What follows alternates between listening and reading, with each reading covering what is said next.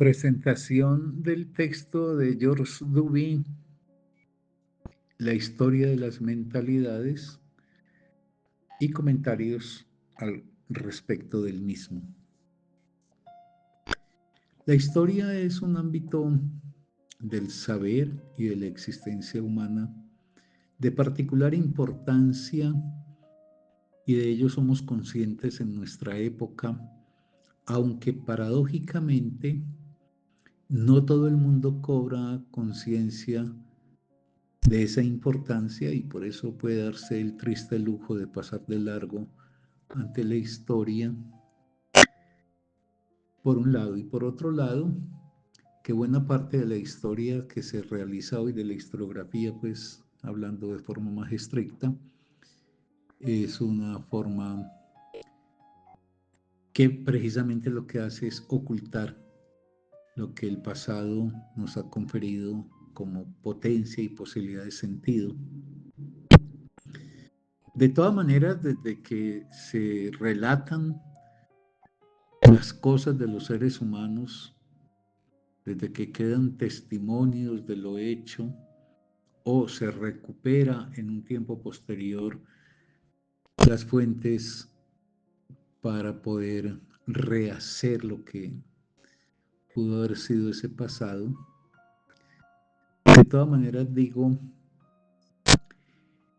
la historia queda envilecida y es quizás esa en la que nos hemos formado casi todos, por una manera de abordarla que la reduce a ser un simple relato en sucesión cronológica de grandes acontecimientos y grandes personajes. Además, con un pecado que no se puede desconocer y es que se dirige hacia el pasado la mirada, pero cargada de las formas del presente, y por ende se termina pretendiendo encontrar en el pasado actitudes humanas que sean similares a las de la actualidad. Entonces, una dimensión tan importante del conocimiento del ser humano, y no de un conocimiento para presentarse en forma erudita, sino por todo lo que eso trae, incluso de efecto filosófico, pero yo también he dicho de efecto político, porque en mi opinión la historia es un saber que aunado a la antropología, a la sociología, podría decir también a la lingüística, al psicoanálisis, son fuerzas contribuyentes a una posición en la vida respetuosa de la diferencia humana. Estos saberes rigurosamente construidos lo que demuestran es que la vida humana, siendo humana, se hace sin embargo de formas muy distintas. Ahora, desde siempre la historia le ha dado un lugar a los individuos en su dimensión, llamémosla por el momento así, psicológica, pero la psicología ahí estaba reducida a que esos historiadores que narraban lo pasado, pues proyectaban en los grandes hombres o en las mujeres destacadas, en su voluntad, en su intención, en su conciencia, las ejecutorias que luego marcarían el derrotero de la humanidad toda, pues, o de por lo menos ese conjunto social en el cual ellos intervenían. Entonces era una exaltación del individuo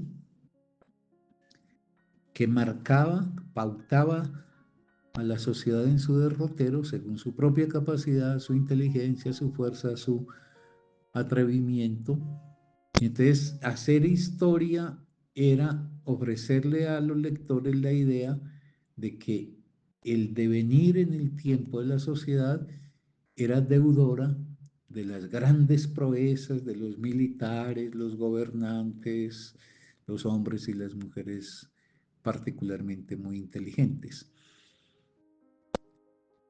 Eso acompañado de que la historia era un río continuo una cronología donde simplemente se fechaba un hecho, un acontecimiento y todo iba en sucesión sin que hubiese una tarea fundamental que hoy la historiografía reclama como imprescindible de sí, y es la interpretación del sentido que puede ofrecer el pasado y de las causas explicativas o de la permanencia en el tiempo de ciertas modalidades o de la ruptura y la transformación. Pero en ese intentar situar el valor superlativo del individuo, donde los grupos intervenían, por ejemplo, en las guerras, etcétera, eran bajo los liderazgos de individuos excepcionales, he de repetir que el historiador proyectaba sobre su héroe las características de su propia época, de la época pues del historiador. Y con esas características, pues le atribuía, le asignaba, por ejemplo, las maneras de sentir, de pensar, los gustos, las formas de reaccionar, etcétera.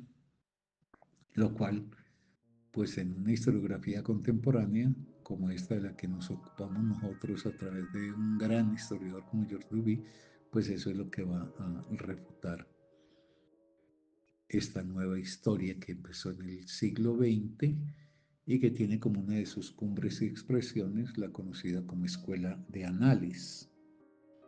Esto es muy importante. Duby dice en su texto, en el texto de Historia de las Mentalidades, hace un ejemplo que es muy diciente y no se necesitaría más.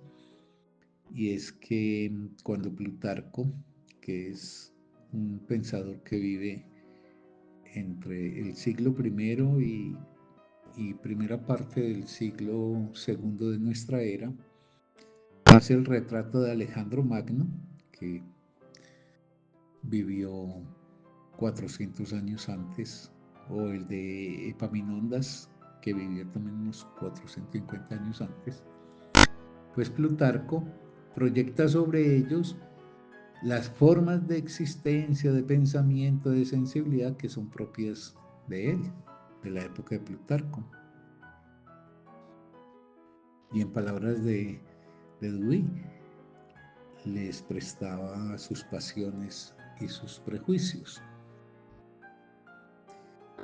Ahora, con esta manera de proceder, la historia de Plutarco habla más de él y de su propia época que de sus dos héroes. Pero eso es lo que hace todo historiador que cree que el pasado no es una cosa que sucedió, pero bajo los paradigmas generales, por ejemplo, de la condición humana, más que de la condición humana, de la sensibilidad humana, del pensamiento humano, del presente. Es que es muy difícil desprenderse del presente. Y es lo que debe hacer, por ejemplo, para poner un caso comparativo, un antropólogo. Un antropólogo que se instala en una cultura originaria, lo que tiene que hacer es, antes que nada, olvidar los rasgos caracterizadores de su propia cultura para poder reconocer la diferencia que se instaura allí. Pues bien, si en la antropología encontramos diferencias culturales, en la historia lo que encontramos son las diferencias humanas, incluso de una misma cultura que ha avanzado durante mucho tiempo, las diferencias que se dan en sus periodos diferentes.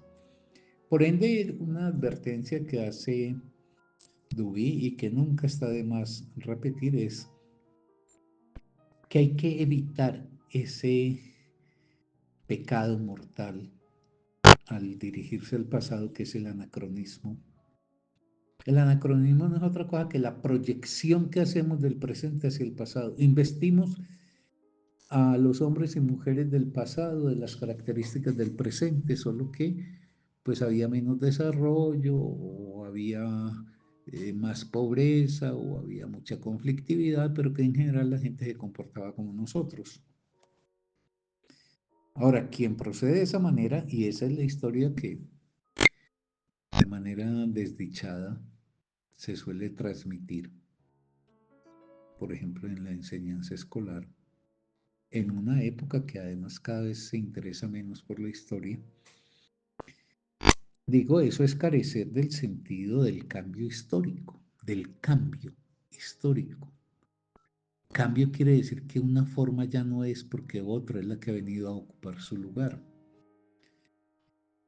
Y que ese cambio, así como opera, por ejemplo, en las estructuras de poder económico, político, militar, etc., la historia de las mentalidades que nace en el siglo XX,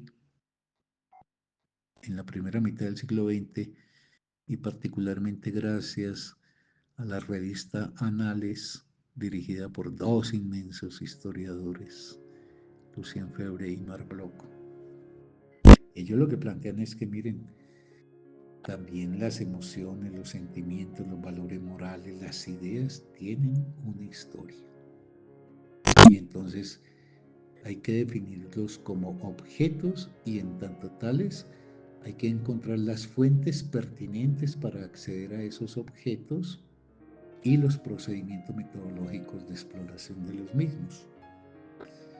Ese es un avance fundamental, porque eso lo que indica es que el ser humano es histórico todo y por ende cualquier propósito de conocerlo en tiempos pretéritos exige abocarse a la tarea de ir en pos de gente que era distinta a nosotros, incluso aunque de ellos provenga lo que hoy somos.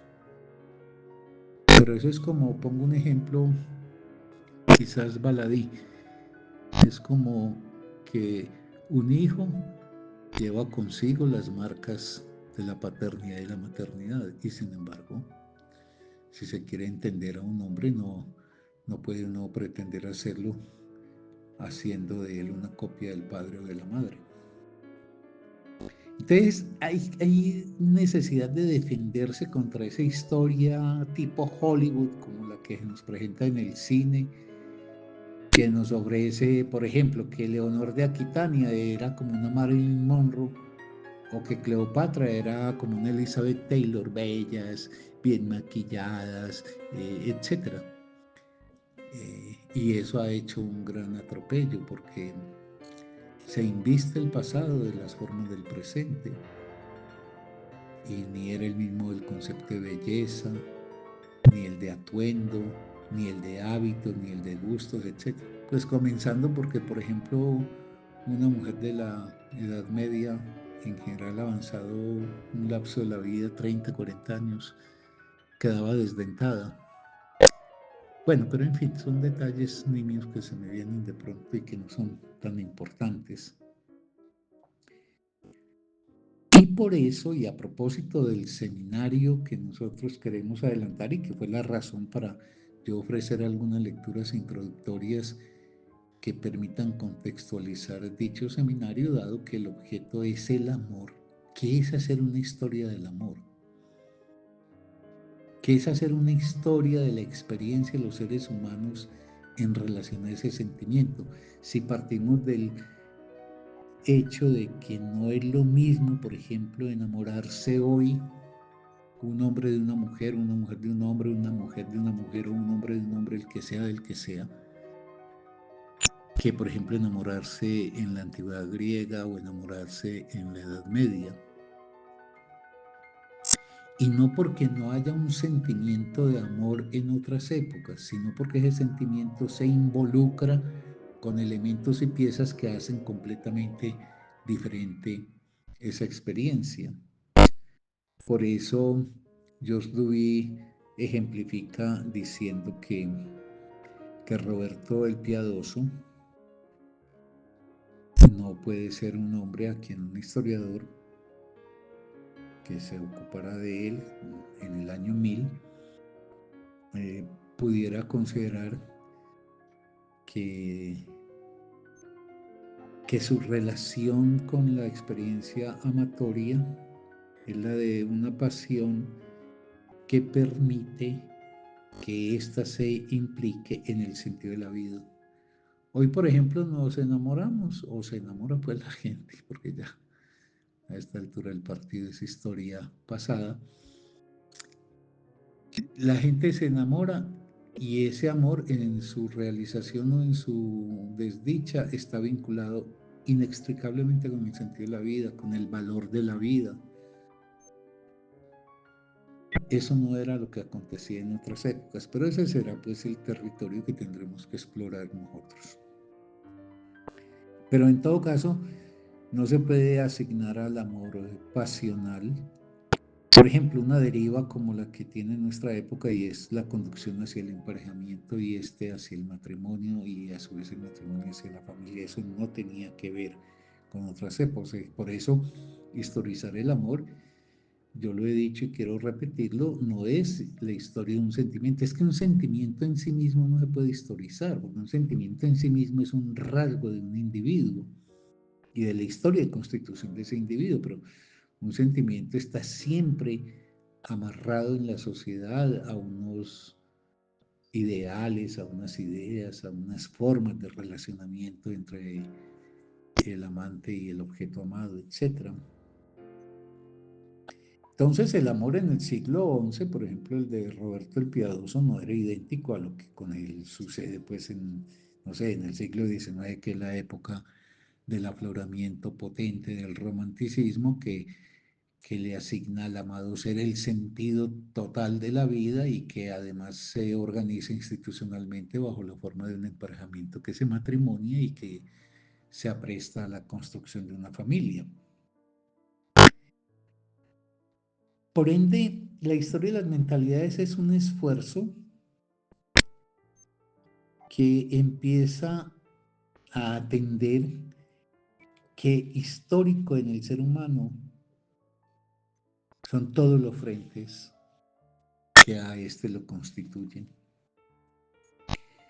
Y hacia fines del siglo XIX fue abriéndose paulatinamente, aunque de forma todavía muy elemental, muy incipiente, sin mucho rigor, una historia de la sensibilidad. Porque ese era como un arrastre que venía de la Ilustración. Como la Ilustración se había montado sobre el ideal del progreso y pensaron que la humanidad venía de menos a más, de la oscuridad a la luminosidad y que íbamos pues hacia lo mejor, pues empieza a barruntarse que también en el ámbito de los sentimientos y de las sensibilidades habría una especie de progreso y que se pasaría de esas formas salvajes, bárbaras, a las formas civilizadas, en donde también habría un ascenso, por ejemplo, lo pensaba Kant en lo moral, o que se podía entonces evolucionar hacia formas superiores del alma, que por ejemplo la religión podía encontrar cada vez mejores sustentos y cualificaciones de lo que representa. Es en el siglo XX cuando se empieza a plantear, también paulatinamente, pero ya cada vez de forma más definida, la relación entre el individuo y los grupos sociales.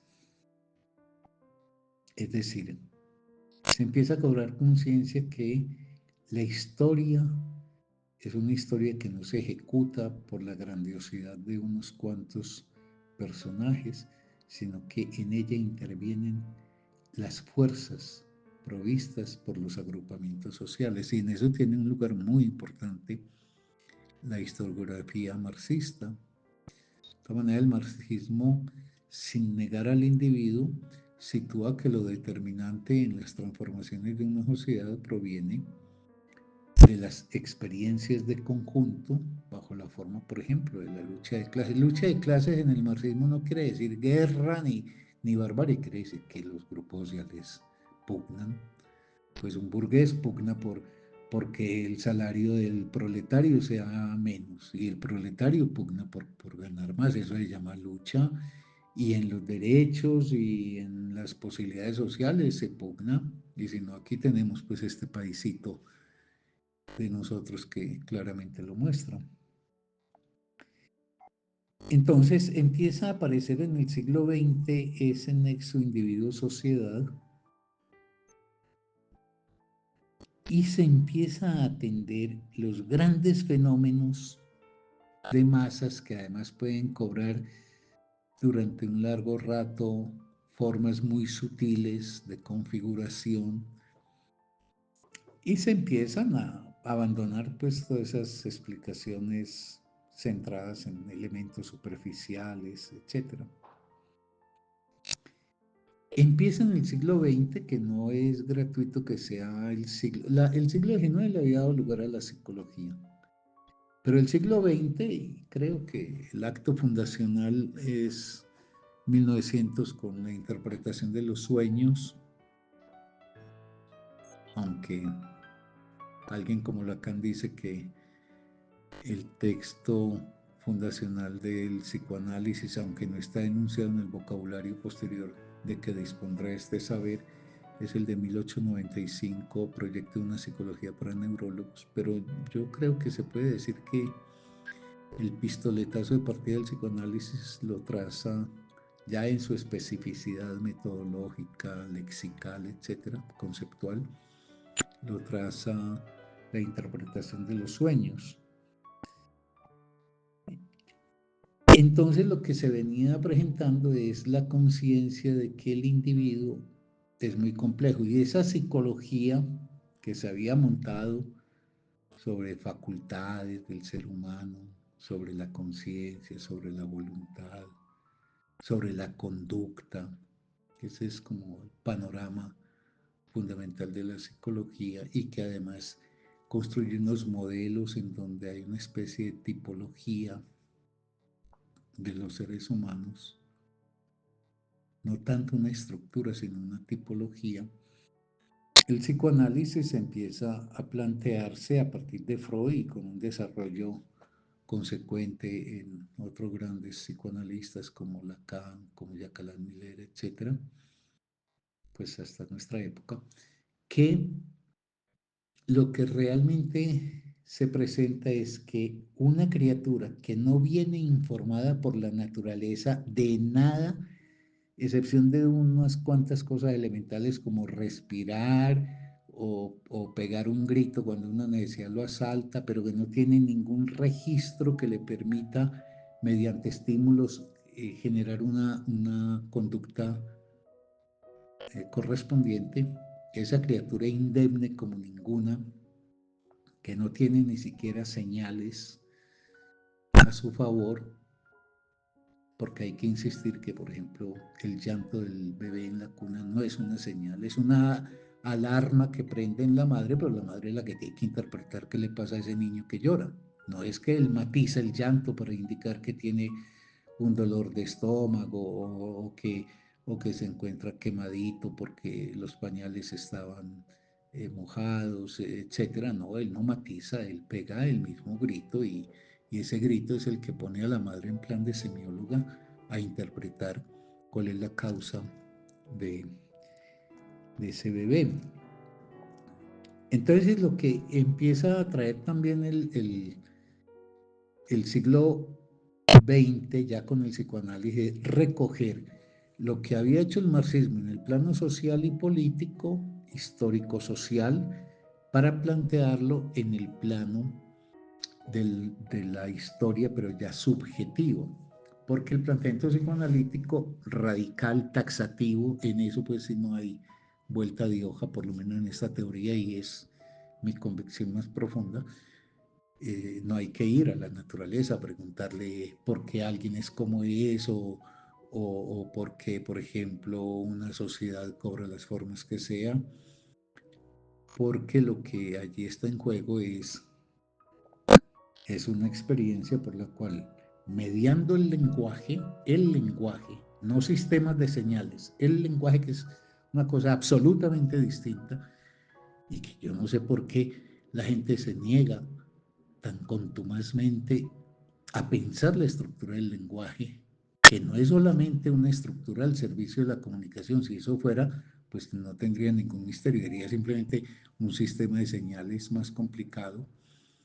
No, pero el lenguaje es un mediador entre los vínculos humanos que produce profundos efectos en múltiples cosas de la vida, incluido, por ejemplo, la carne. Y por eso, por ejemplo, en la reflexión de Dewey, hay un error, hay varios errores en mi opinión que tienen que ver con que él se relacionaba con, bueno, Duby está evocando a Febre, y, pero Duby no tiene una distancia frente a lo de Febre, sino que lo evoca precisamente para ratificarlo y hay un error que más adelante, si me lo permite el tiempo, lo mencionaré en relación al concepto de cuerpo que tienen y por ende al concepto de relación del ser humano con su naturaleza biológica.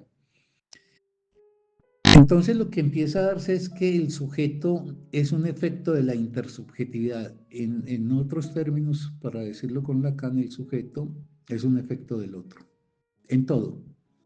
No solamente en las identificaciones que suscita en materia de los hábitos, las costumbres que nos caracterizarán, los gustos alimenticios, todo eso, sino que el otro se constituye también en un referente de valores, de ideales, etcétera, y todo eso se insufla en el recién llegado de manera imperceptible.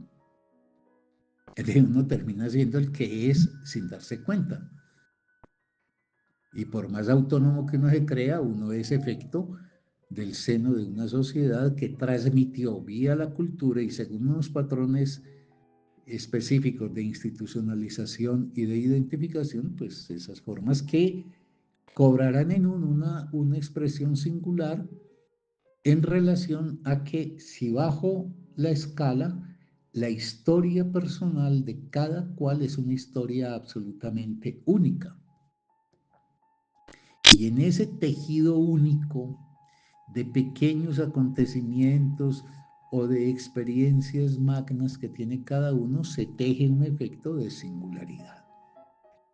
Entonces lo que empieza a pasar es que hay una conciencia que también integra el psicoanálisis a la que había planteado el marxismo, quizás en el marxismo con algunas deficiencias notorias, y cuando digo deficiencias no es una crítica descalificadora del marxismo, sino que como todos saben, necesita pulimientos y correcciones, lo mismo le ha pasado al psicoanálisis, lo mismo le ha pasado a cualquier saber. Es que yo a veces cuando oigo esas críticas al marxismo que se parapetan como en que si se equivocó en una cosa, se equivocó en todas, yo digo, pero la gente que así opina que es lo que está esperando, que un saber nazca hecho, completamente hecho. Digo que en conexión con lo que viene siendo un rasgo de la época y que el marxismo lo exploró en la dimensión sociopolítica, el psicoanálisis lo va a plantear como que hacemos, bebemos en el seno de una otra edad, que la podríamos llamar también una especie de conciencia colectiva, para decir el término de Durkheim, y que genera unas formas que desde la sociedad impregnan la experiencia del individuo recién llegado sin desmedro de la singularidad con la cual éste articula esas formas. Entonces, desde las relaciones de parentesco en que nos inscribimos y que van a marcar cuáles son los objetos prohibidos, por ejemplo, para nuestro deseo, hasta los sistemas, por ejemplo, de mandamientos que existen respecto al proceder, con respecto a los semejantes, etcétera, etcétera. Entonces, el tema de la mentalidad es que la mentalidad es como la atención que se presta al ser humano en un conjunto de cosas que están manifestadas en las ideas que porta, en los valores que lo integran, en las prácticas que ejecuta, en las sensibilidades que despliegan. Un aspecto muy importante que trajo consigo la historia de las mentalidades y que es una profunda crítica, por ejemplo, a los modelos académicos que desde el siglo XIX se han instaurado en Occidente, es el de que era necesario ir más allá de los hechos simples para poder explorar las estructuras, es decir, los sistemas de continuidad donde emergen los acontecimientos, por un lado, y por otro lado, que los saberes son interdependientes, se relacionan y se conectan, y que ese no es un asunto de ánimo erudito, sino de imperiosa necesidad. Historia de las mentalidades. Por ejemplo, Febre, en ese texto maravilloso que yo tanto exalto, ese hombre se conoció todo lo que había pasado en ese siglo XVI, en, en la reflexión sobre el lenguaje, en la literatura, en la poesía, en las creencias populares, en todo. Entonces esos compartimentos estancos, que hoy son tan clásicos y que conducen a esa forma de la tontería moderna de saber cada vez más de cada vez menos, lo cual denota que no hay una pasión, porque cuando hay una pasión por un objeto, todo lo que tenga que ver con ese objeto se vuelve importante a los ojos del apasionado. Entonces, esa relación de la historia con la sociología, con la antropología, con la lingüística, con la poética, etc. Y hacer un acento en que si bien el ser humano es un ser estructurado, sea donde sea que haya nacido, en el tipo de sociedad que haya nacido, en la época que haya nacido, se estructura en la relación con el otro y de esa relación se precipitan efectos que son comunes y que nos permite reconocernos como semejantes. Eso, sin embargo, sin vista histórica y culturalmente de maneras distintas, como también se inviste en la historia personal por derroteros distintos. Por eso Febre cuando dice, el hombre no hablemos como si hubiera unas propiedades comunes en todas partes. Febre dice, y lo cita Dewey, el hombre nunca el hombre. Las sociedades humanas, los grupos organizados, uno es hijo de una historia puntual en tiempo y en sociedad, pero lo que habría que agregarle que no tenía presente Febre, y no lo tenía presente por esa ausencia del psicoanálisis en su mira, es que eso también se expresa de que la historia social yo la llevo conmigo bajo la forma de una historia personal, en donde se han decantado las estructuras constituyentes de mi ingreso al lenguaje, se han decantado como manifestaciones particulares, o más que particulares, singulares, para hacer un derrotero histórico. Eso tampoco desmiente que los sujetos pueden quedar embargados por una psicología de masas en donde en lugar de la exploración y la fidelidad a su subjetividad se termina entregando a la forma de enajenación que es el imperio del otro. Ejemplifica Duby con otro texto que es maravilloso en Febre, que es el Martín Lutero. Es que es un prodigio porque además es que eran escritores que eran casi que grandes literatos, o por qué decir casi, no eran grandes literatos. Entonces, cuando Febre en el Martín Lutero aboca a Lutero, Febre logra mostrar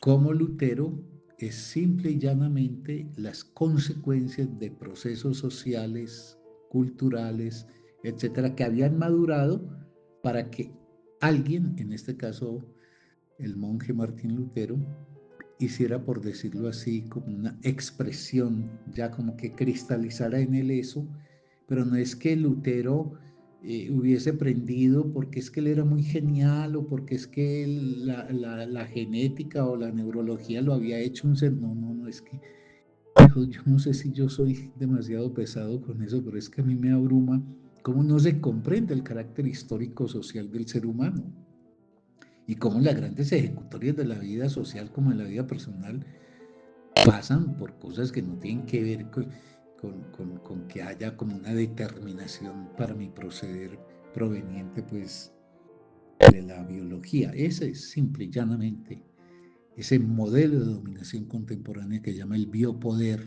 y que quiere situar en la biología para exonerar al ser humano de la tarea de poder explicarse su condición histórica, social, política, etcétera.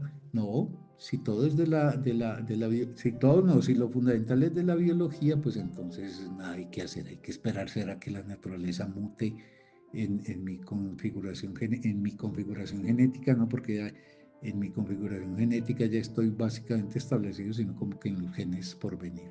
Eso es un mecanismo de despolitización, de socialización, y es una idolatría ilusa a saberes que son muy importantes en el dominio para el que fueron constituidos, pero que se vuelven completamente atrabiliarios cuando se desplazan hacia otros dominios que no son de su competencia.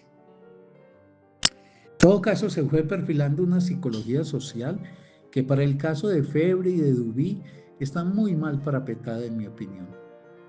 Es una psicología, digámoslo, muy modesta, muy poco armada, que además en términos concretos tiene un objeto de estudio, pues que es que el psicoanálisis no, que va a aparecer en el siglo XX, pero cuyo desarrollo será un desarrollo zigzagueante, dificultoso, por lo menos hasta mediados del siglo XX, y que sigue teniendo muchas confrontaciones, porque así como uno no puede hablar del marxismo, sino de los marxismos, no se puede hablar del psicoanálisis, sino de los psicoanálisis, es decir, de las distintas vertientes interpretativas del tema del inconsciente. El psicoanálisis, pues lo que trajo consigo fue la posibilidad de pensar lo social, pero en un territorio distinto al de la psicología. Entonces venía diciendo yo que Febre y Duby, por extensión de están mal parapetados, en mi opinión, en el saber sobre el psiquismo humano. Yo creo, y he dicho además de verdad con todo el respeto del mundo, porque yo sé que algunas personas de este seminario son psicólogas, pero yo no lo digo en términos ofensivos, sino en la necesidad de plantearse epistémicamente la solidez de un saber, la solidez en su objeto, qué es lo que se define como objeto. Skinner en el conductismo tiene como objeto la conducta. Para el psicoanálisis la conducta no es lo definitorio.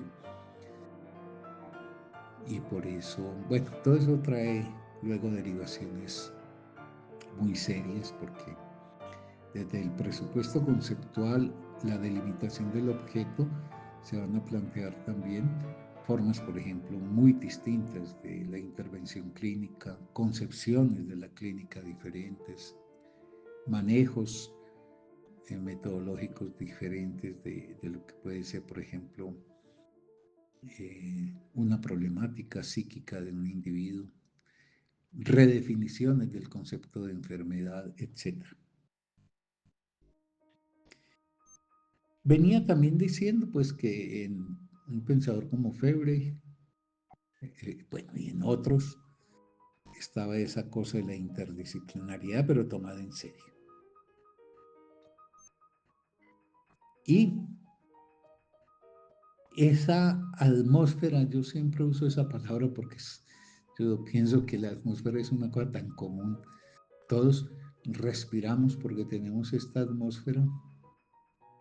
Bueno, anímicamente tenemos una atmósfera donde en unos muy definidos límites culturales, pues los que nacemos ahí nos referenciamos de manera idéntica sin pensarlo. Por ejemplo, el tipo de atuendo que nosotros usamos. Ese atuendo no es que es una derivación lógica que yo hice de un largo estudio sobre la historia del vestido, sino que es una transmisión que se hace.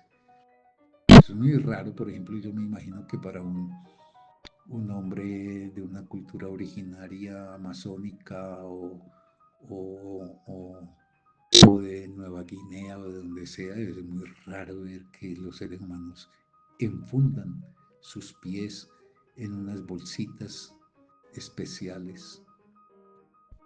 Pero bueno, eso me distrae. La historia pues de las mentalidades para ir como encontrándole un camino hacia la problemática del amor.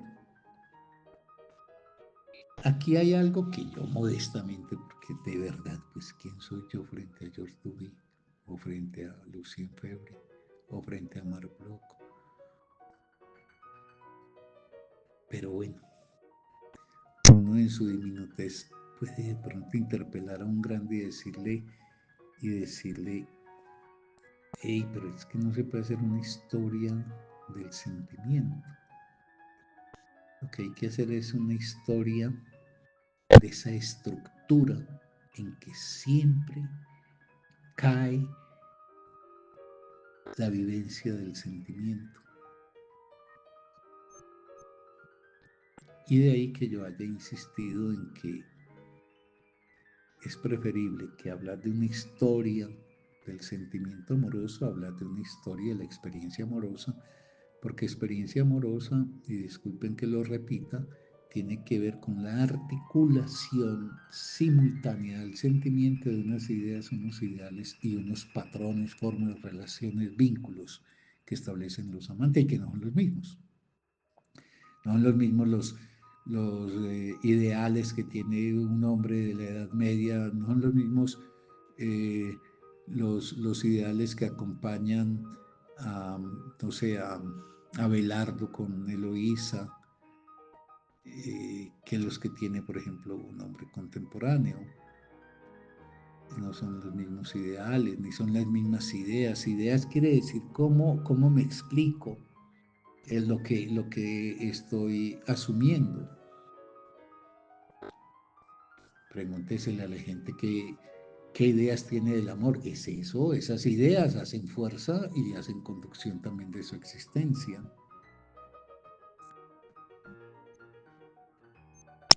Esa historia de las mentalidades, entonces, historia de algo muy complejo, porque es historia de las formas en que se concreta la sensibilidad, de manifestaciones no conscientes. Yo podría poner muchos ejemplos, pero me alargaría mucho en este podcast sobre las actitudes, por ejemplo, ante el miedo, ante la muerte, ante la infancia, etcétera.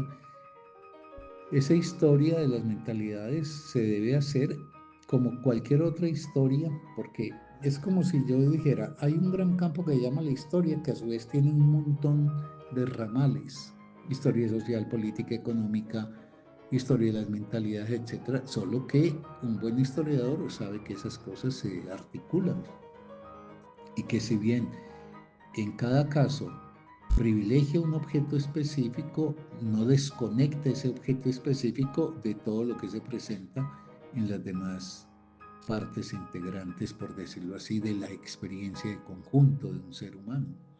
Uno no vive la economía por fuera, aunque sea de la manera más ilusa de una concepción de la política. Uno no vive nada que no esté en relación con otras cosas.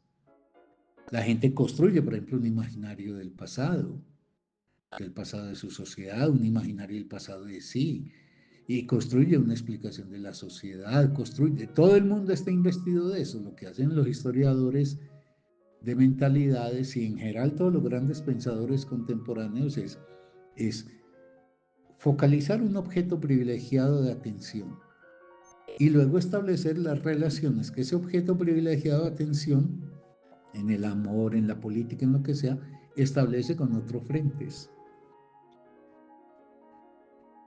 Entonces, lo importante, entre otras cosas,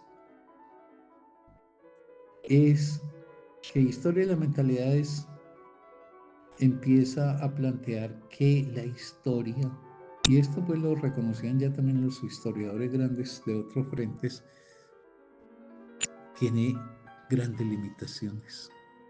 Hemos dicho, para evocar otra vez a Marcel Proust, que el tiempo está en gran parte perdido. Perdido quiere decir irrecuperable, como para poder asignar un sentido a lo que fue la experiencia concreta que se vivió en otras épocas. Y está perdido porque uno al pasado no puede ir sino por las fuentes. Igual que pasa pues con todos los seres humanos. Y en este caso son fuentes sociales. Y esas fuentes solamente se puede acudir a ellas en lo fundamental para remitirse a épocas muy lejanas, pues o por documentos escritos, o por formas que se han preservado arquitectónicas, monumentos, por alguna tradición mitológica que pese a que no sea tan fiel como la que se decía hace 1000 años, pues de alguna forma. Pero hay muchas cosas que han perdido sus fuentes y por ende son incognoscibles. Y las fuentes no permiten la certeza de poder dar cuenta del conjunto de la experiencia social o de la experiencia de un individuo. Rubí tiene un librito muy hermoso que se llama Guillermo el Mariscal, que es la historia de un caballero, del cual quedó alguna documentación, pero son documentaciones sobre aspectos que no permiten, por ejemplo, ingresar a las dimensiones más íntimas de lo que ese hombre de carne y hueso como nosotros, pero del siglo XIII, vivenciaba. Por ahí es que hay que ir tomando que la vida de las grandes personalidades son las que consiguen de alguna manera permanecer en el recuerdo, incluso aunque sea insuficiente las fuentes que tengamos para dar cuenta de esa misma vida. Entonces podemos decir Alfonso el Sabio, como las figuras importantes, pero nosotros no sabemos mayor cosa de los siervos, de la gente analfabeta, de la gente del común. La historia es como la historia de los importantes, y entonces se hace una proyección de que lo que vivían los más importantes y destacados era lo que se vivía. Es como en el trabajo que vamos a hacer nosotros sobre presente y pasado del amor en la cultura occidental. Nosotros un texto que tenemos que trabajar meticulosamente, ojalá, es el banquete de Platón. Ahora, los 7 comensales o los 7 que están ahí pues integrados están emitiendo 7 discursos sobre el tema de qué es el amor, pero esas son las ideas de Platón. Eso no quiere decir que todos los atenienses pensaban como Platón o vivían el amor como Platón lo dice.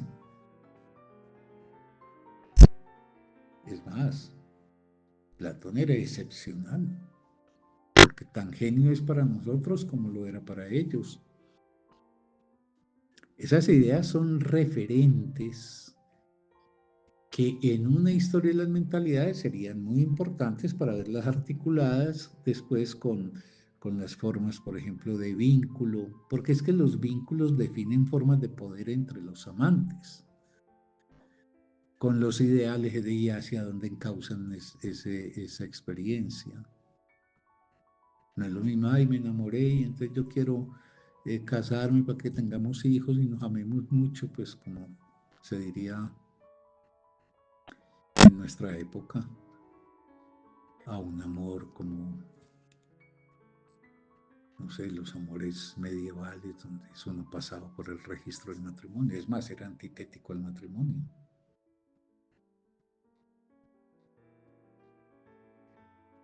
En fin, entonces la historia de las mentalidades, hemos de decir, es una historia sobre dimensiones del ser humano fundamentales para este, que no son apropiadas conscientemente siempre por este, que vivimos porque así resultó de los efectos de identificación con la sociedad en que nacimos. Eso pauta nuestra manera de estar en el mundo, nuestras aspiraciones, etc. Y es una historia que, como todas las historias, tiene limitaciones por las fuentes que sea posible que se hayan dado. Es que, por ejemplo, los pueblos originarios no tienen una historia. Pues cuentan relatos míticos, pero nadie puede decir de los Nambicuara, que se sabe que viven hace miles de años en el Amazonas, cómo eran, por ejemplo, para ellos esta cronología no existe, pero la voy a decir porque para nosotros es necesaria, cómo era un Nambicuara del siglo V antes de nuestra era. No, porque nada, porque es que el relato oral Es un relato que, como pasa con la palabra que nosotros ponemos en circulación, la palabra se enrarece en el camino. No hay fidelidad. Si no la hay a veces en documentos escritos, porque un término que se dice en el siglo XII no necesariamente significa lo que estamos significando nosotros. O sea que la historia tiene una labor por delante muy complicada. Pero en todo caso, un buen historiador no puede dejarse fascinar por lo excepcional, por los grandes, y luego entonces explayar la grandeza de ese hombre o de esa mujer y decir así eran, no todas las mujeres eran Leonor de Aquitania, ni todas las mujeres eran Margarita de Champán, no. Y en una misma comunidad pequeña y cerrada como eran, por ejemplo, los dominios feudales, había una distancia abismal entre un siervo y según la categoría del siervo y el señor feudal y su corte. Entonces, la historia de las mentalidades, por un lado, tiene que atender a la diversidad de los grupos. Y en ese sentido, no establecer una especie de patrón común. Es una atmósfera, pero es como que uno puede respirar mejor en una llanura que, por ejemplo, a 5.000 metros. Y aunque la atmósfera es la misma, se enrarece. Lo mismo pasa con la diversidad de los grupos. Hay incidencias, pero no son determinadas. A ver, la geografía interviene, pero no es la determinante. Pues, obviamente interviene, no es lo mismo nacer, por ejemplo, en un lugar que es costero, abierto, con horizontes ilimitados, por ejemplo, por el mar, con movimientos, etcétera, que, por ejemplo, nacer, no sé, en una planicie boliviana. Pero como todo en la vida, lo que entrega el orden, en este caso natural geográfico, lo incorpora el ser humano a unas elaboraciones que él logra hacer. Y por ende, si no se niega la importancia de lo geográfico, lo que se exalta es qué hace el ser humano con lo geográfico. Es que en eso es como decía Sartre, pues, en la escala de los individuos. Sartre decía que el tema es qué hago con lo que han hecho de mí.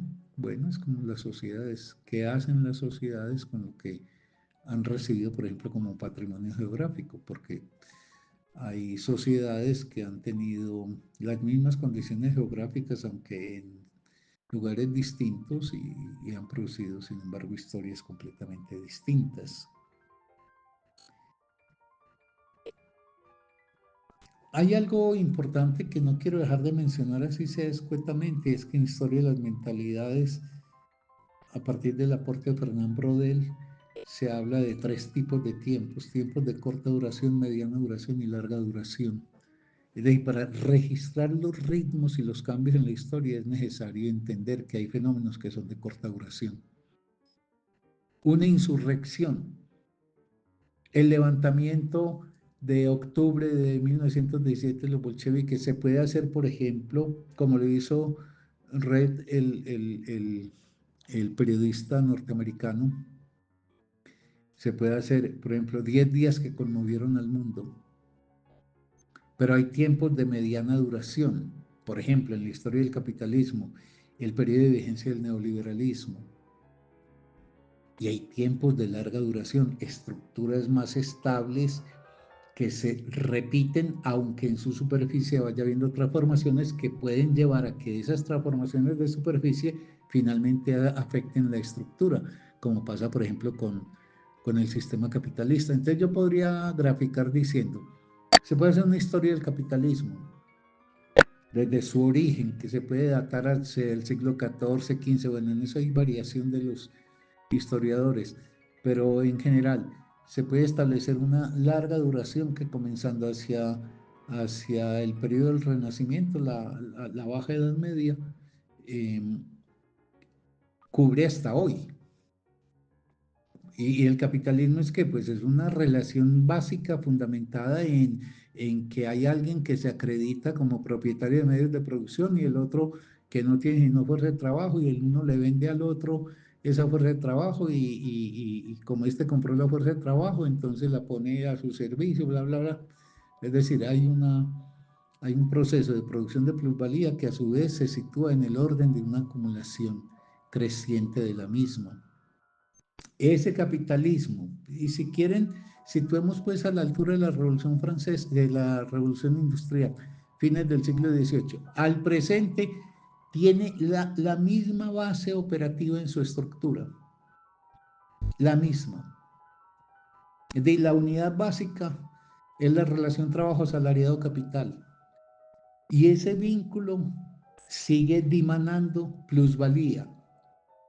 Y eso genera efectos de conformación de grupos en conflicto. Ese capitalismo de la revolución industrial, cuando apenas empezaban a aprender las fábricas de chimeneas, etcétera, y hoy el capitalismo de los asalariados de cuello blanco tiene la misma estructura, explota lo mismo un textilero del siglo XVIII que, que suramericana al ingeniero de sistemas. Las diferencias habrá que matizarlas en capacidad adquisitiva, etcétera, en condiciones laborales, etcétera. Pero la estructura de base es la misma.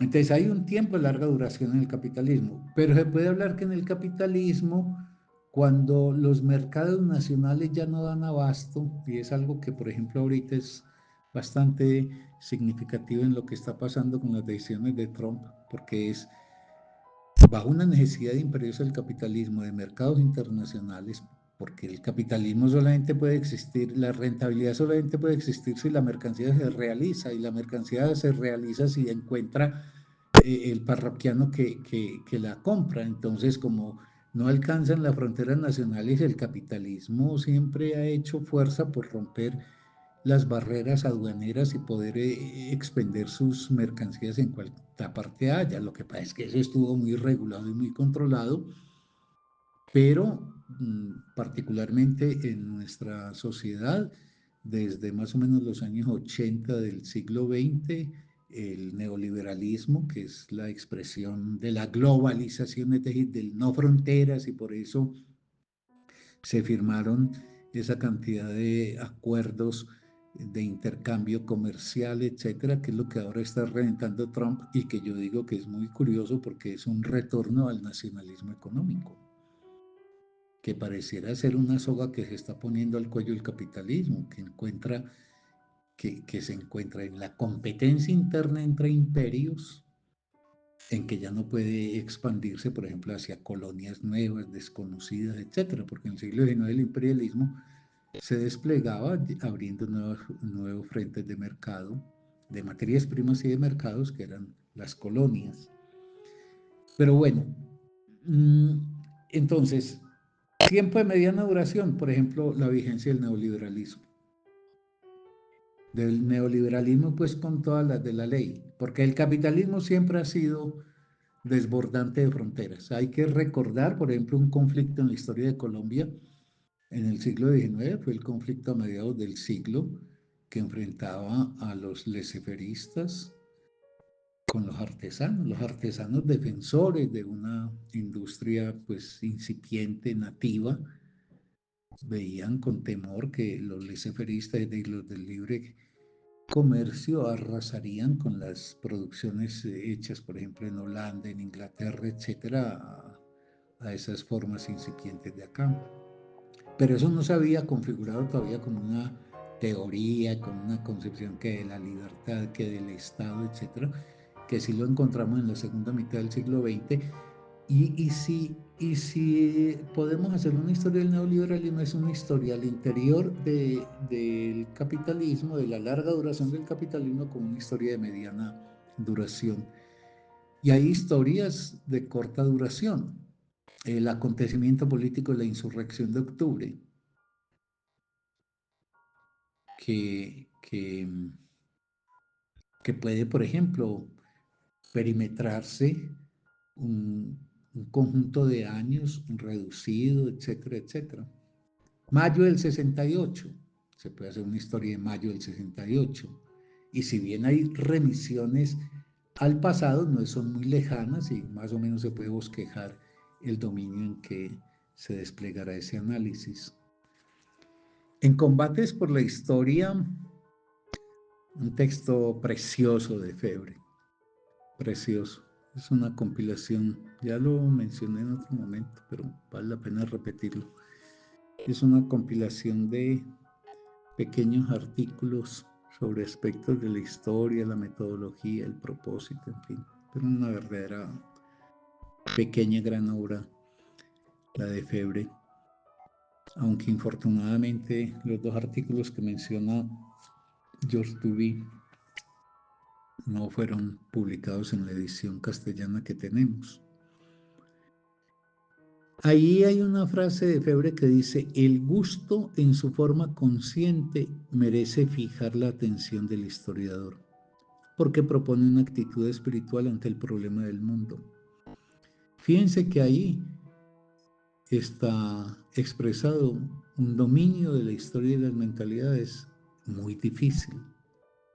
¿Cómo hacer una historia del gusto? Bueno, entonces hay que recabar las fuentes correspondientes a esa historia. Porque en el gusto se definen también posiciones que uno tiene ante la vida, de que excluye, que asimila, que exalta, que detracta, etc. Y en ese proceso histórico,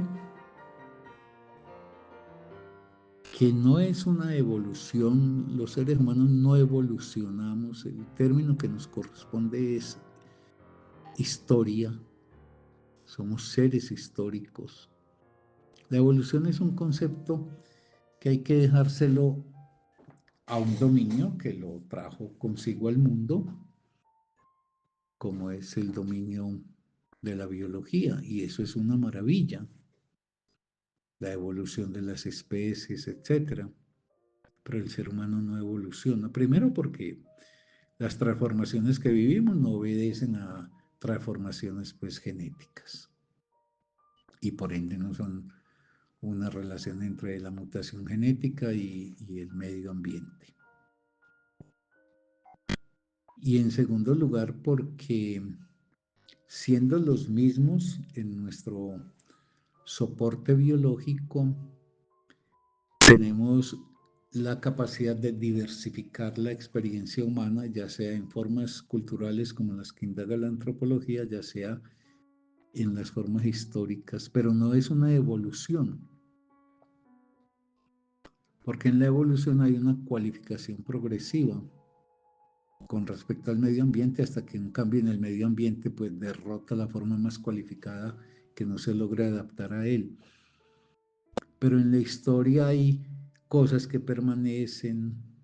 Por ejemplo, nosotros seguimos referenciándonos como cultura occidental en los griegos, y frente a todos los que piensan que eso es una forma de colonialismo, pues yo siempre digo, lo que pasa es que la matriz griega se ha hecho de muchas maneras, y Occidente se ha escrito de muchas maneras.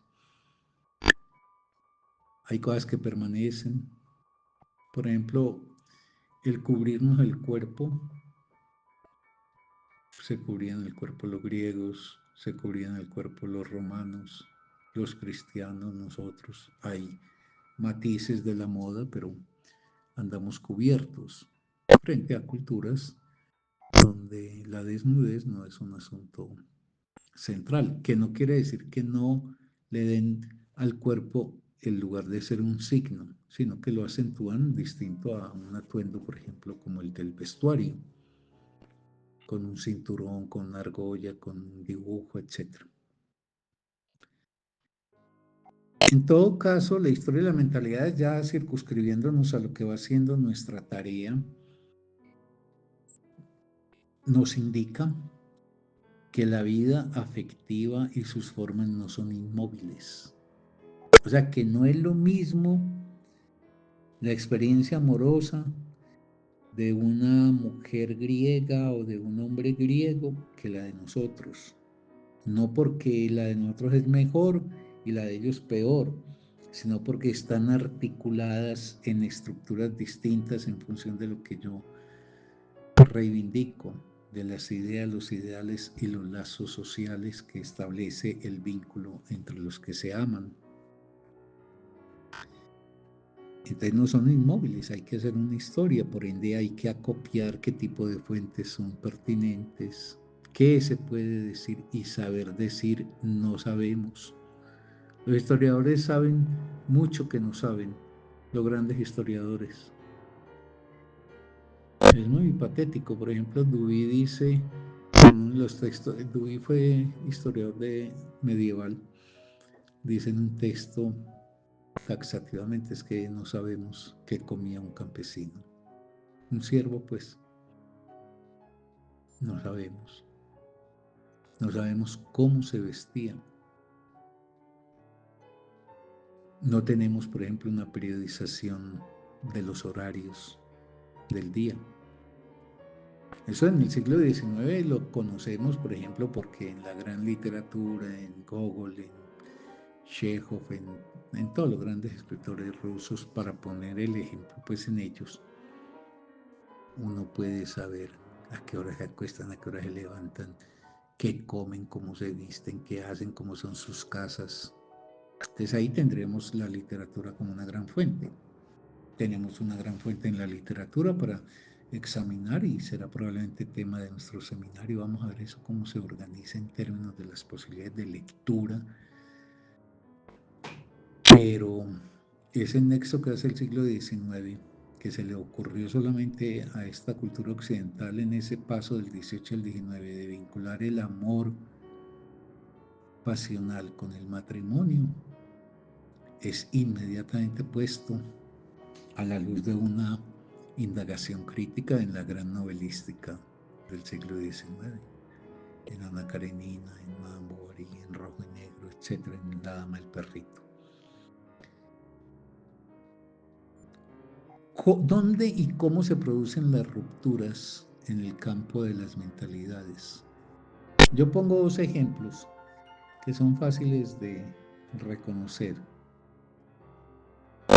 y que ya los mencioné en otro momento, no sé si fue en este podcast o en otro. Todos sabemos que las mujeres fueron oprimidas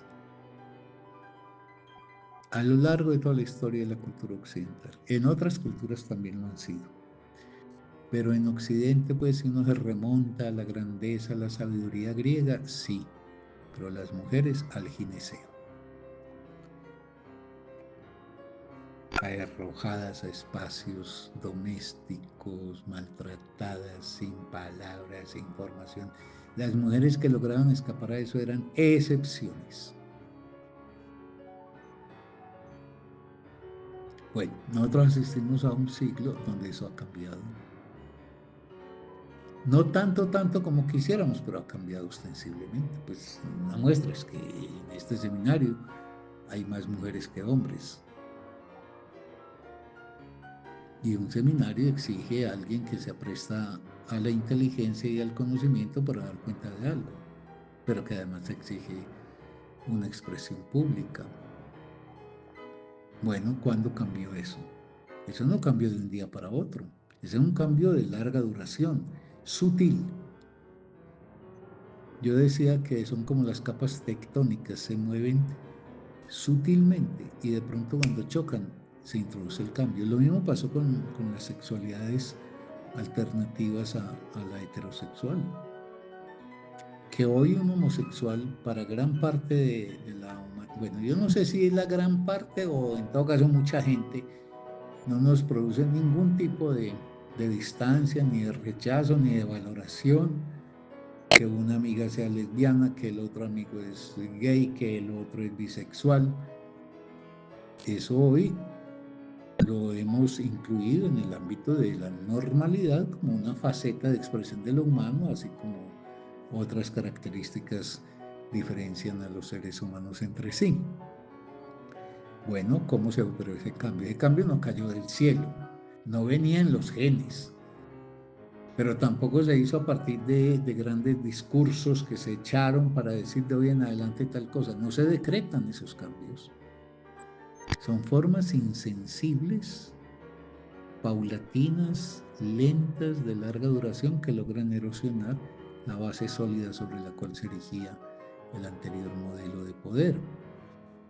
Entonces tenemos cambios que son hechos por los seres humanos, porque fueron esas mujeres que empezaron a librar luchas solitarias y de pronto algún hombre se vinculaba y se generaban discursos y una especie de rum rum empieza a circular en el mundo y ese rum rum va haciendo efectos en la conciencia y hasta que llega una época en donde hoy lo escandaloso sería que se pensara que las mujeres tienen una condición distinta a la de los hombres o a la de los otros géneros que puedan existir.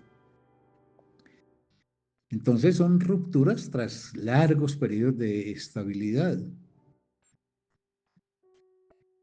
Febre decía, y lo cita Duby, grandes revoluciones de mentalidad, revolución en el sentido de quiebres, que ritman la historia de la humanidad. Por eso digo, cambios sutiles como ese de las capas tectónicas. Eso es muy impresionante. Desde que uno está sobre una estabilidad, resulta que subterráneamente unas capas que se mueven con una lentitud pasmosa que puede ser de centenares y centenares, cuando no de milenios de años, pero que en ese avance de un milímetro, otro milímetro, un día, ¡pah!, chocan y el colapso se vino. Hay una afirmación muy discutible de Dubin, para mí en este texto, con toda la admiración que yo guardo por estos historiadores, porque es que de verdad leer la historia que hacen es como leer novelas, es algo maravilloso. Y entonces los admiro mucho, pero bueno, admirar no está reñido con tener alguna discrepancia. Y para mí, en un texto como este, pues hay dos o tres cosas que yo no asumiría para un trabajo de historiador. El concepto de psicología que tienen me parece que es absolutamente insuficiente, porque un elemento central en la historia de la mentalidad ese es el tema del inconsciente y cómo lo inconsciente, que es estructural, porque el inconsciente también existe en los griegos y existe en un ambicuare y existe en un tarahumara, cómo, digamos, lo inconsciente se alimenta de los elementos de una época, pero opera con las fuerzas del inconsciente. Hace poco yo decía, un griego no podía soñar con un avión, ni podía soñar con, no sé, con un escritorio bajo la luz de una lámpara. Entonces, los sueños de los griegos recogían el material onírico, como dice Freud, propio de su época y de sus circunstancias, y con ese material el inconsciente hace su elaboración propia. Entonces, la ausencia, por ejemplo, de un concepto o de unos conceptos como los que ha planteado el psicoanálisis. El psicoanálisis no trabaja sobre conductas, ni siquiera define el concepto de patología en función de una descripción de síntomas, ni siquiera conceptualiza que la enfermedad se dirime, la enfermedad psíquica, lo que llamaría patología psíquica, se dirime por un criterio universal. Por eso es muy complicado entender y movernos socialmente, donde, por ejemplo, la enfermedad solamente se podría definir en el cumplimiento de dos condiciones. La primera, que la relación con el otro no se constituya en una depredación del otro. Y la segunda, que el sujeto no se sienta mal avenido consigo mismo. Lo que pasa es que, por ejemplo, la potencia cultural puede llegar a hacer que un homosexual, como pasó muchas veces, se sienta mal por ser homosexual. Pero hoy, por ejemplo, que se han hecho tantos cambios, un homosexual que es homosexual y se reconoce tranquilamente como homosexual a sí mismo, eso ni de lejos se podría confundir con una enfermedad. Es que enfermedad no es sino, no acontece sino bajo tres condiciones, repito. Una, cuando se vuelve una potencia destructiva del semejante. Destructiva en el sentido, pues, de arrasar con el semejante, de sofocar al semejante, de diluir al semejante. Dos, cuando el sujeto está mal consigo mismo, cuando siendo lo que es, lo martiriza el sentimiento de culpa, la angustia, etcétera, que es una de las infamias de todo lo que en la historia de Occidente se hizo con los homosexuales o con las lesbianas, pues, y los gays, porque era gente que tenía que vivir no solamente encubierta ante el mundo, sino mal consigo mismo. Y un tercer punto que definiría que algo es patológico es que algún mecanismo psíquico se vuelva imperialista en el sentido de excluyente de todos los demás. Uno es enfermo cuando es exclusivamente histérico, pero es muy saludable si tiene un poco de histeria, un poco de obsesión, un poco de paranoia, un poco de esquizofrenia.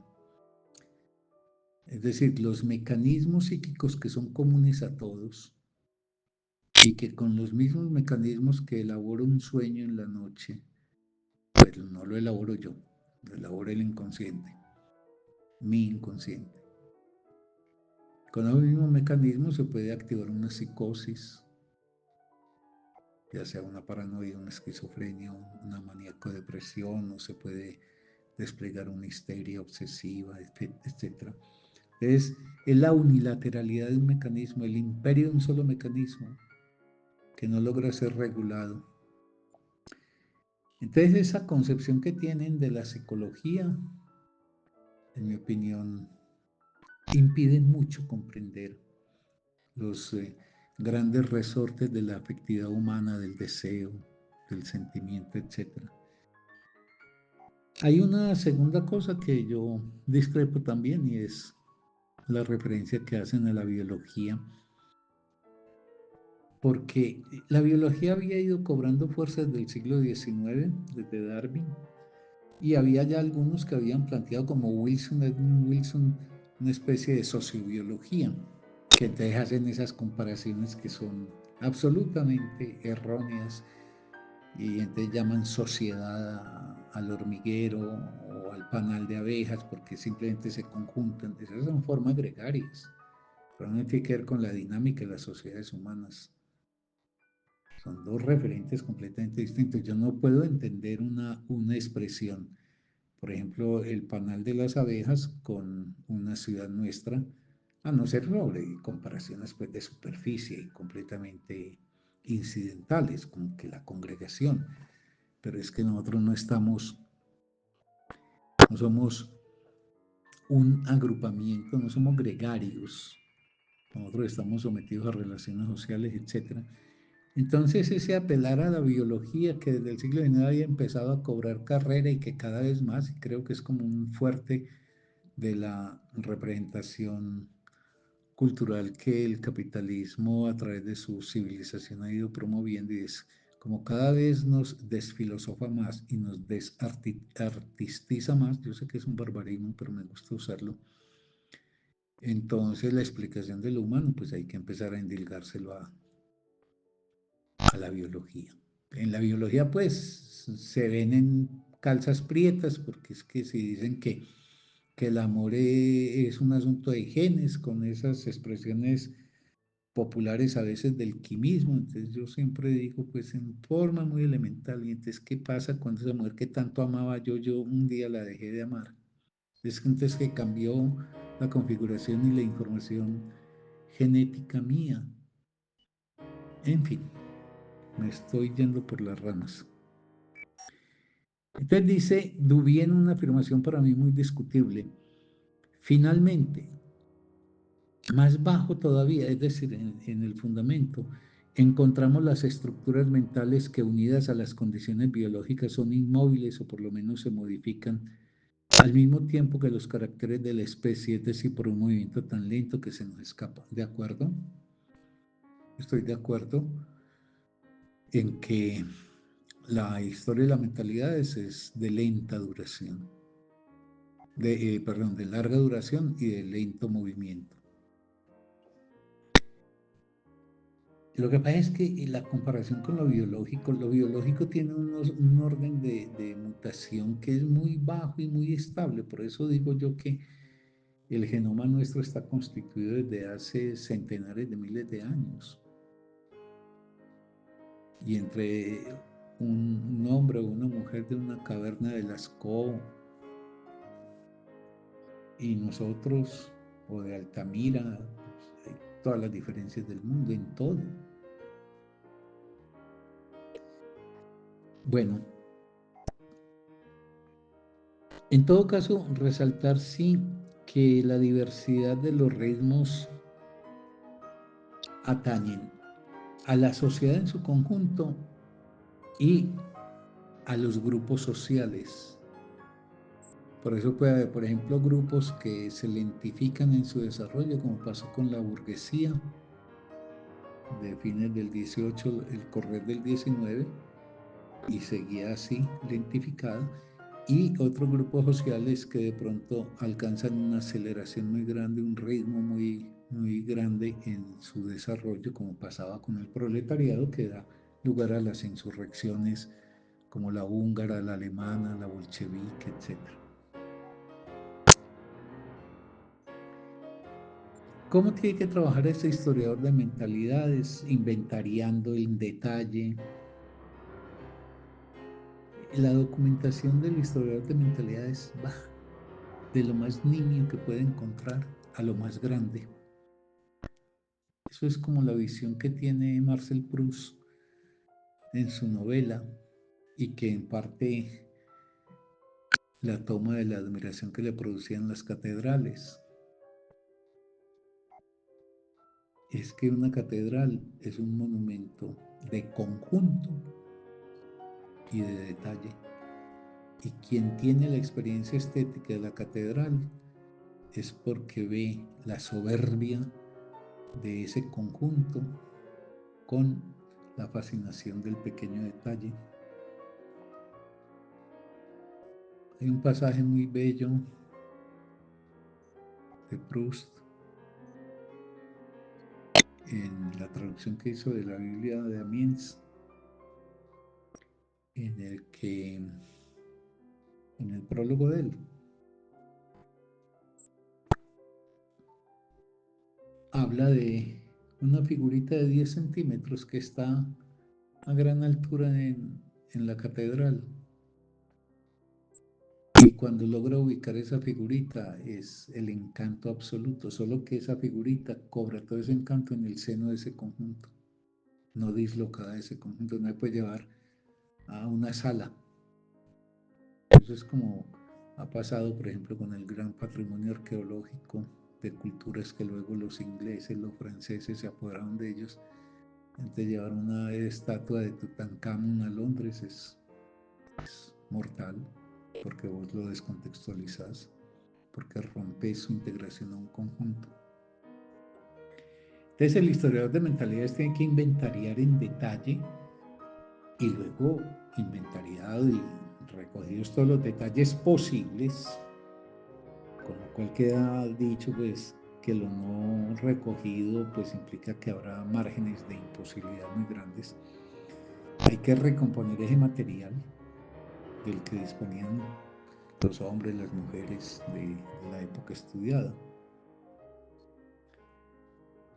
De lo ya dicho también, pues hay que atender el lenguaje, cómo hablaba la gente, de qué hablaba. Por ejemplo, cuál es la taxonomía que se puede hacer en una lengua, cuáles son las palabras prohibidas, cuáles son las palabras enaltecedoras, los adjetivos de encomio, los de peyoración, etc. ¿Cómo hablaban? repitiendo. De los campesinos poco a poco se puede saber. Y bueno, le da un lugar al orden estadístico. No, lo estadístico no explica, pero sí puede soportar probatoriamente una hipótesis o puede activar otra. Ahí finalmente, para ir buscando ya desenlazar esto, espero, otro error explicativo, en mi opinión, de Dubin y en general pues de la historia de mentalidades hecha por ellos, en términos conceptuales, y es una errónea explicación por la inestable psicología de los caballeros. Dice él que los caballeros eran, como se suele decir entre nosotros, muy volubles en su temperamento. Entonces, ingenuamente, Dewey la sustenta en la idea del cuerpo humano como una entidad explicable por la biología y determinada en sus afecciones psíquicas por la alimentación. No, la alimentación no te hace neurótico ni histérico, no es eso. Es que se sigue pensando que el cuerpo opera como una expresión independiente de la naturaleza y que simplemente hace pues un efecto en el psiquismo humano. Pero eso pues se rebatiría fácilmente. De miles de personas comen lo que ese que se puso muy bravo un día y a estas otras no. No, lo que pasa es que hay una falla y es confundir el cuerpo con el organismo. Mire, los animales son un proceso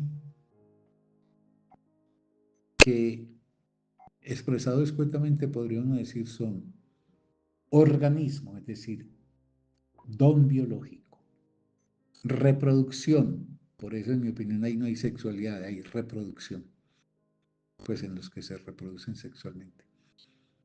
Y carroña, se mueren y es la carroña.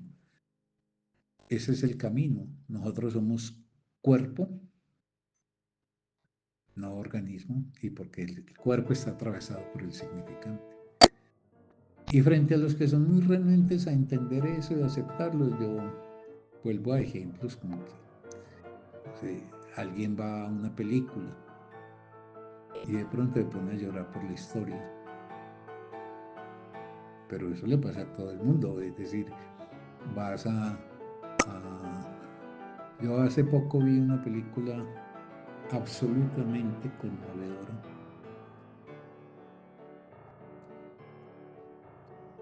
que cuando terminé de verla, yo estaba doblado prácticamente sobre la pantalla ya y me tuve que tirar en el sofá de lo que me produjo corporalmente esa película. Y así vivimos, pues palabras que nos dicen que trastornan completamente la fisiología del organismo. No, hay una cosa ingenua, no es que nosotros somos la biología y a ello se superpone la cultura. Nosotros somos cultura que atraviesa, por ejemplo, el don de la naturaleza, el don que nos dio la naturaleza como cuerpo. Es un simplismo pues explicativo que además lo redobla hablando de los cambios de clima y de medio ambiente, que yo insisto, esas son condiciones para una cultura. Pues no es lo mismo nacer en el Polo Norte que nacer en una llanura, no sé, argentina, en una pampa argentina, pero eso no hace un automatismo sobre el espíritu de los seres humanos, sino que eso está mediado por esa forma del lenguaje que llama la cultura y por el proceso que lleva esa cultura. Ahora, relaciones sí de las mentalidades, de la historia de las mentalidades con la alimentación, la higiene y los regímenes de vida, sí, pero no estos como causa, sino como manifestación y efecto de la configuración histórica de la mentalidad y su imaginario sobre el cuerpo, la salud, la estética, etc. Todas las culturas han construido una relación estética con el cuerpo, una concepción de la salud y de la enfermedad. No concepción en el sentido de teoría, sino una representación de que el cuerpo está bien o el cuerpo está mal, pero lo construye la cultura y una forma de intervención, como por ejemplo una clínica específica. Entonces, lo que la historia de las mentalidades tiene que plantearse es qué modelo cultural y cómo lo recibe el individuo. En eso hay que hacer una historia de la infancia, dice Dubin, que en ese momento no la había realizado, pero una historia muy brillante de la infancia, pues obviamente esto está centrado en Francia, la hizo Philippe Ariès, que se llama El niño en el antiguo régimen. Y, y es una historia de la infancia, pues que se remonta muy lejos y muestra, por ejemplo, cómo en la Edad Media no existía el concepto de niño. No era una criaturita especial, distinta, con sensibilidades propias. No, los niños eran pequeños hombres y las niñas eran pequeñas mujeres, a las cuales se les reclamaba comportamientos, sí, acordes con sus fuerzas físicas, pero el niño trabajaba en las tabernas donde estaban los hombres bebiendo y diciendo cosas no santas, no había problema que el niño entrara. En fin. Entonces, reiterar que es una historia difícil por la escasez de fuentes. El caso pues de la historia del niño, pues hasta hace muy poquito vino a dársele lugar e importancia al niño. Y todo eso es lo que habría que seguir. Por ejemplo, en la historia de la religión no es lo mismo.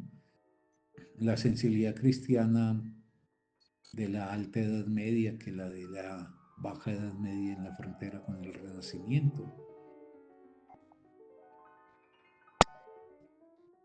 La sociabilidad pues es como apertura o como cierre que puede operar para el espíritu de un ser humano. ¿Hasta dónde va, por ejemplo, la sociabilidad mía? No es lo mismo nacer en un pueblecito ensolvado y cerrado sobre sí mismo, creyendo que él es el ombligo del mundo y que todo el mundo es como él, a vivir y nacer, por ejemplo, en una cosmópolis. Y rastrear pues todo eso, cómo vivía la gente, cómo se enfiestaba, qué representaciones tenía del cuerpo como sexualidad, de qué modalidades del goce erótico, cuáles eran los patrones morales que regían la relación con el goce.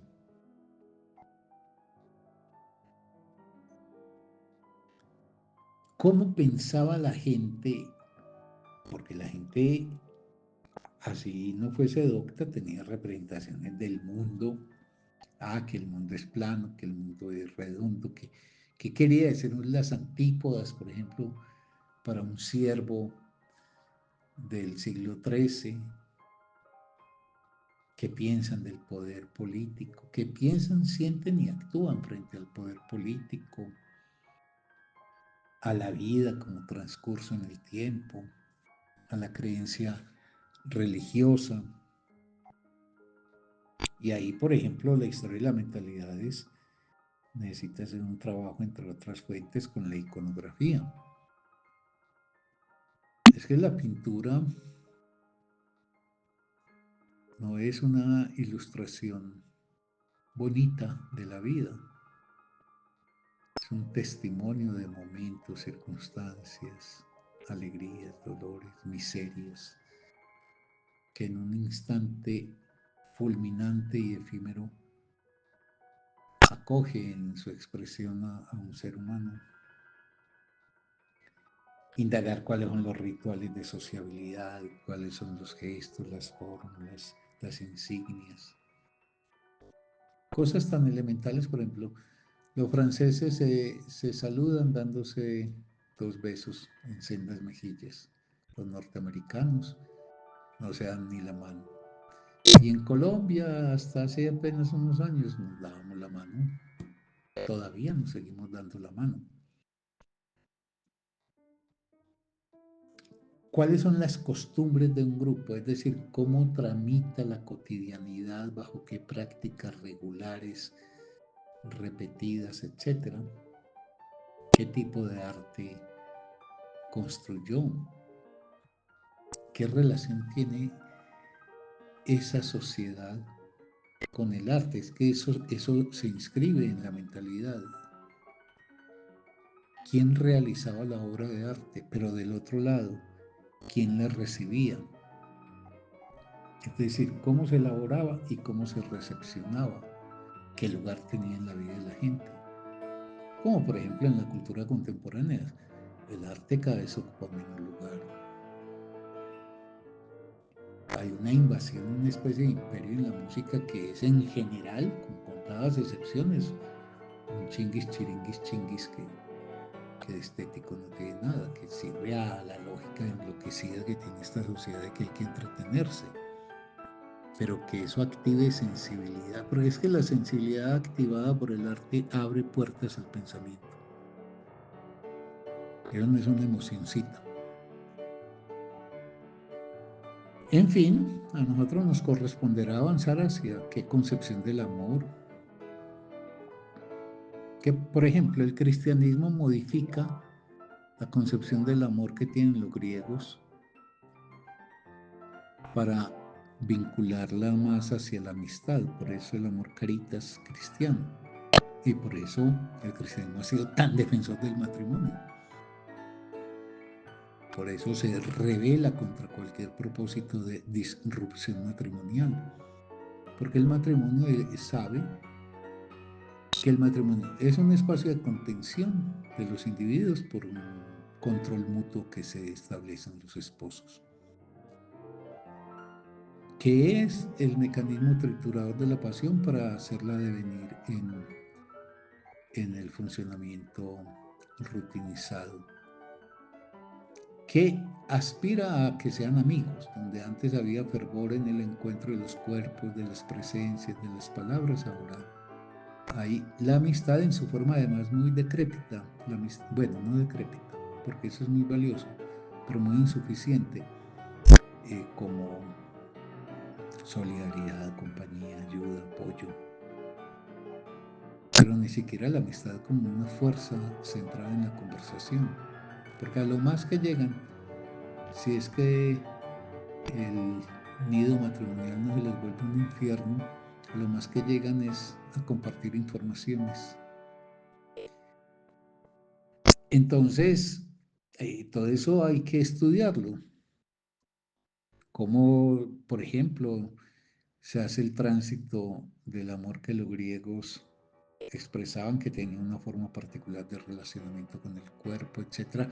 Todo eso sin idealizaciones, porque ahí también habían estratificaciones muy duras. No era lo mismo el amor para una mujer griega y para un hombre griego. Y si la homosexualidad estaba legitimada en los griegos, era en unos y según ciertas conductas homosexuales, otras eran radicalmente prohibidas. Todo eso lo tiene que indagar el historiador de mentalidades. Y como todo historiador tiene que tener la mirada puesta en lo que permanece y en lo que innova. Ese es el doble frente que tiene que saber atender un historiador. La continuidad y la discontinuidad. Y en general, pues todo el conjunto de representaciones que se hace la gente sin fundamentarlas teóricamente e incluso sin pensarlas. Por ejemplo, ¿qué es la riqueza para la gente? En la sociedad que vivimos, donde el capitalismo logró imponer el significante universal de todos los goces, el dinero, que es además una explicación del desapasionamiento contemporáneo, porque el capitalismo consiguió inscribir en gran parte de la gente que los goces se compran. Y para comprarlos pues tengo que tener dinero, si lo tengo muy bien y si no tengo que conseguirlo. Entonces, ¿qué es la riqueza? ¿Para qué es el dinero en la vida? ¿Qué es la pobreza? ¿Cuáles son las concepciones filosóficas, pseudofilosóficas que impregnan todo el tejido de la sociedad? ¿Cómo se explican las cosas? Todas, la muerte, el amor, la sexualidad, la amistad, el odio. Eso no es lo mismo, esta es una obviedad decirlo, en los griegos que en nosotros. ¿Cuáles son esas formas tópicas de lugares comunes, pues, que empiezan a circular en la sociedad? Entonces un día alguien dijo una cosa ahí medio original, que salir de la zona de confort, pues ahora aguántese pues que se lo digan en todas partes a todas horas. El otro un día dijo que fortalezas y debilidades, y entonces ya ese es el encuadre evaluativo del valor de los seres humanos. Se vuelven tópicos, como decía Flaubert en el texto del breve texto, pero muy bello sobre los tópicos, porque es que los tópicos son un territorio del no pensamiento. El tópico es echar mano de una frase ya hecha. Y una frase ya hecha no avanza a explicar nada, da por sentado que todo ya se sabe. Y además se hace como un coro. Te lo dicen aquí, te lo dicen allá, etc. Entonces, historia de las mentalidades complicada, que exige también tener conciencia de, por ejemplo, cuál es el sistema de reglamentación que impone derechos y deberes en el encuentro entre los géneros, los grupos sociales, cuáles son los sistemas de creencias y en relación a qué y cómo operan. Y todo eso hace efectos. La gente no cree en Dios por gratuidad y capricho, es porque Dios es una forma de responder a angustias humanas que se podrían abordar desde la filosofía, desde el arte, desde la política, desde la conciencia de la historia, pero sin referencia a esto, pues se termina apoyando la vida en esas columnas de sostén que son las creencias. ¿Cuál es la importancia de lo colectivo? Ya no hablando como psicología colectiva, sino la importancia que cobra para un individuo la existencia del colectivo. Y en fin, es una historia compleja y maravillosa, distinta a la económica, a la social, a la política, pero no desvertebrada de estos campos. Siempre un principio rector de la historia de la mentalidad es la interdisciplinaridad, no solamente discursiva, sino práctica. Eso se sabe, por ejemplo, la economía no es una economía que anda por cuenta propia, es una economía que está vinculada a lo social, que está vinculada a lo político, etc. Es una historia pues que por su complejidad es lo que lleva a que nuestro seminario sobre el presente y pasado del amor en la cultura occidental oscilará en ocasiones apoyándonos en estudios hechos por historiadores de las mentalidades, que son muy pocos, pero algunos existen, y en otras ocasiones tendremos que deambular por los caminos de la historia de las ideas, con lo cual quedaría siempre como paticoja la indagación, porque yo puedo, para volver al ejemplo que puse hace un rato, yo puedo preguntarme por Platón, por el banquete, y eso pues es texto de una belleza que los entendidos pues dicen que es el diálogo más hermoso y más profundo de Platón. Y ahí veo las ideas de un hombre muy inteligente, tan inteligente que era un genio, pero ahí quedan muchas cosas pendientes. No solamente, ¿eran así los griegos? Seguramente que no. ¿Pensaban muchos como Platón? Seguramente que no.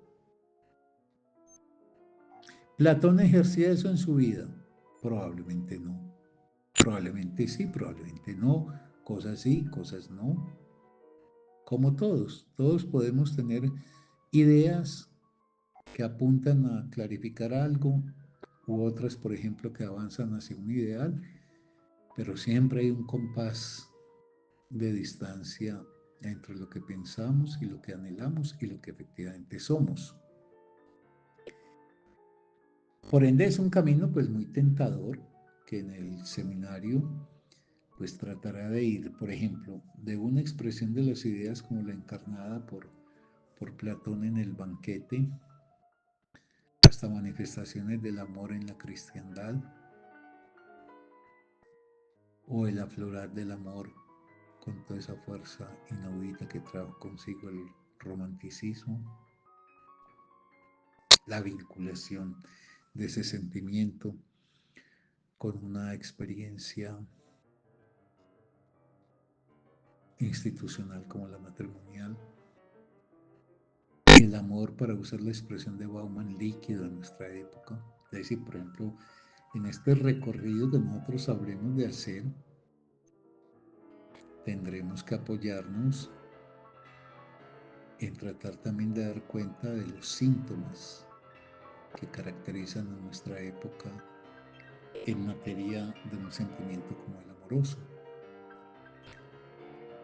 Por ende, pues el trabajo que tenemos por delante es muy tentador. La referencia de soporte de historia de la mentalidad, yo espero que esta larga exposición haya contribuido, aunque sea en algo, a aclarar mejor qué quiere decir eso, porque si eso lo logramos más o menos ubicar, tendremos dos efectos. De un lado, entenderemos la complejidad del objeto y por qué lo difícil de asir ese objeto. Pero de otro lado, las maravillas que resultan de una exploración que nos permite volver a constatar que siendo semejantes en tanto humanos, los seres humanos, incluso en una experiencia como la amorosa, nos diferenciamos, por ejemplo, culturalmente, pero que incluso siendo semejantes y haciendo parte del mismo guión histórico fundamental, como pasa en Occidente, somos muy distintos dependiendo de la época en que nos hemos instalado en la Tierra. Pero además, todavía como para acentuar más la dificultad, que esa diferencia no es solamente histórico-social, sino que es la diferencia que en el seno de la misma época, en el seno del mismo grupo social, incluso en el seno de la misma estructura pequeña como es la familia, los sujetos en su configuración se constituyen como sujetos singulares y que luego hay unas propuestas precisamente colectivas que pueden permitir que un sujeto no soporte la singularidad y se entregue a una forma de enajenación que es vivir como se le propone, mientras otros sujetos asumen su singularidad y tejen con el fragor y la dificultad de todo aquello que hace una dislocación de lo dominante su propio destino personal.